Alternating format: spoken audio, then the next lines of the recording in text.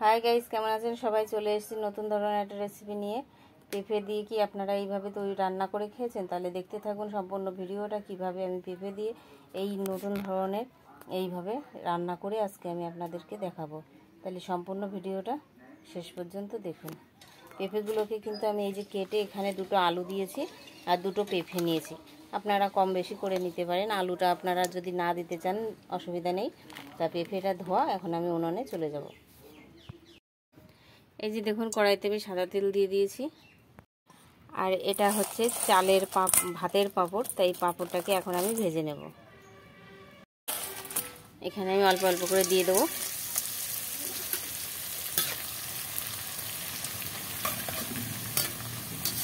এই যে দেখুন, ভাজা হয়ে গেছে। এবার এগুলোকে তুলে নেব।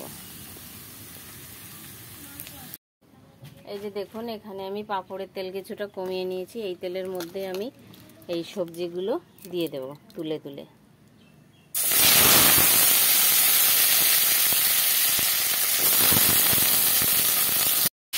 এবার দিয়ে নেব। এবার দিয়ে দেবো পরিমাণ মতন লবণ। লবণটা দিয়ে একটু নেড়ে ছেড়ে নেব। এবার একটু ঢাকা দিয়ে দেবো।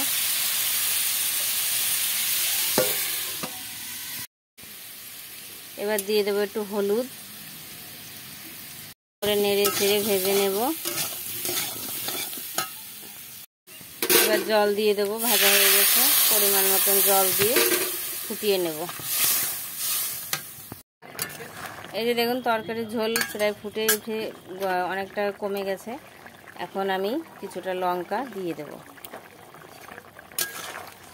এবার তরকারিটা সম্বরা দিয়ে দেব। এবার আমি কিছুটা জিরে দিয়ে দেব। এই জিরে কটা ভেজে তুলে নেব। এবার দিয়ে দেব তেজপাতা, কিছুটা রাঁধুনি। এবার আমি তরকারি দিয়ে দেব।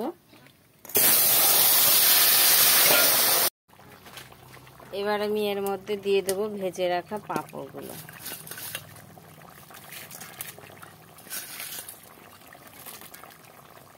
এবার এটা নেড়ে ছেড়ে নেব।